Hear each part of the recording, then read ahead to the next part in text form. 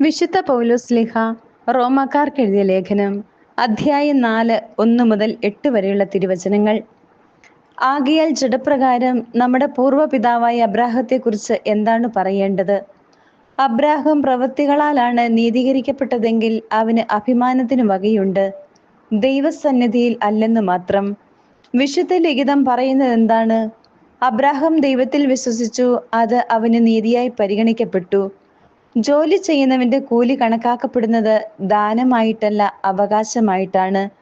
പ്രവൃത്തികൾ കൂടാതെ തന്നെ പാപിയെ നീതീകരിക്കുന്നവനിൽ വിശ്വസിക്കുന്നവന്റെ വിശ്വാസം നീതിയായി പരിഗണിക്കപ്പെടുന്നു.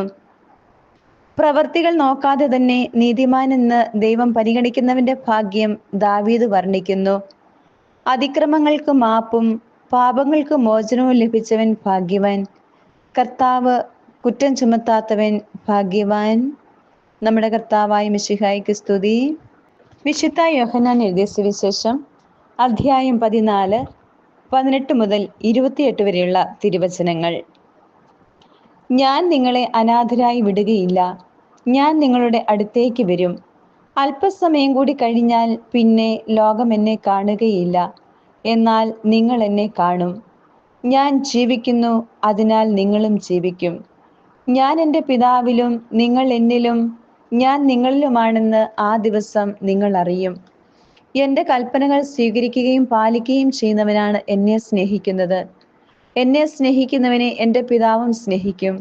ഞാനും അവനെ സ്നേഹിക്കുകയും എന്നെ അവന് വെളിപ്പെടുത്തുകയും ചെയ്യും. യൂദാസ് കറിയോത്തയല്ല, അവനോട് പറഞ്ഞു, കർത്താവേ, നീ നിന്നെ ഞങ്ങൾക്ക് വെളിപ്പെടുത്താൻ പോകുന്നു, എന്നാൽ ലോകത്തിന് വെളിപ്പെടുത്തുകയില്ല എന്ന് പറഞ്ഞത് എന്താണ്? യേശു പ്രതിവചിച്ചു, എന്നെ സ്നേഹിക്കുന്നവൻ എൻ്റെ വചനം പാലിക്കും. അപ്പോൾ എൻ്റെ പിതാവ് അവനെ സ്നേഹിക്കുകയും ഞങ്ങൾ അവൻ്റെ അടുത്ത് വന്ന് അവനിൽ വാസമുറപ്പിക്കുകയും ചെയ്യും. എന്നെ സ്നേഹിക്കാത്തവനോ എൻ്റെ വചനങ്ങൾ പാലിക്കുന്നില്ല. നിങ്ങൾ ശ്രവിക്കുന്ന ഈ വചനം എൻ്റേതല്ല, എന്നെ അയച്ച പിതാവിൻ്റേതാണ്. നിങ്ങളോടുകൂടെ ആയിരിക്കുമ്പോൾ തന്നെ ഇത് ഞാൻ നിങ്ങളോട് പറഞ്ഞിരിക്കുന്നു. എന്നാൽ എൻ്റെ നാമത്തിൽ പിതാവ് അയക്കുന്ന സഹായകനായ പരിശുദ്ധാത്മാവ് എല്ലാ കാര്യങ്ങളും നിങ്ങളെ പഠിപ്പിക്കുകയും ഞാൻ നിങ്ങളോട് പറഞ്ഞിട്ടുള്ളതെല്ലാം നിങ്ങളെ അനുസ്മരിപ്പിക്കുകയും ചെയ്യും. ഞാൻ നിങ്ങൾക്ക് സമാധാനം തന്നിട്ട് പോകുന്നു. എൻ്റെ സമാധാനം നിങ്ങൾക്ക് ഞാൻ നൽകുന്നു. ലോകം നൽകുന്നത് പോലെയല്ല ഞാൻ നൽകുന്നത്. നിങ്ങളുടെ ഹൃദയം അസ്വസ്ഥമാകേണ്ട, നിങ്ങൾ ഭയപ്പെടുകയും വേണ്ട. ഞാൻ പോകുന്നെന്നും വീണ്ടും നിങ്ങളുടെ അടുത്തേക്ക് വരുമെന്നും ഞാൻ പറഞ്ഞത് നിങ്ങൾ കേട്ടല്ലോ.